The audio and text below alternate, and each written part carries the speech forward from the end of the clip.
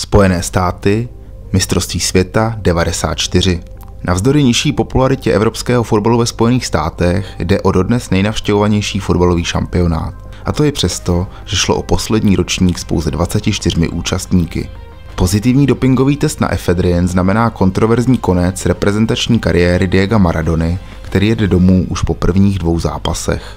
Argentinský sen zahrát si po třetí za sebou o nejcennější kov tak končí již v 8finále, když jeho Američané podlehnou skvěle hrajícím Rumunům. O zlato si po třetí v řadě nezahrají ani na mundialu poprvé sjednocení Němci, jejich katem ve čtvrtfinále je bulharský tým kolem Christa Stojčkova, nejlepšího střelce šampionátu. Itálie ve čtvrtfinále poráží Španělsko 2-1 a v semifinále se potká právě s Bulhary. Daleko došlo také Švédsko, které na penalty vyřadilo reprezentaci Rumunska. V semifinále tak mohlo změřit síly s Brazílií, tu totiž nezastavilo ani silné Nizozemsko.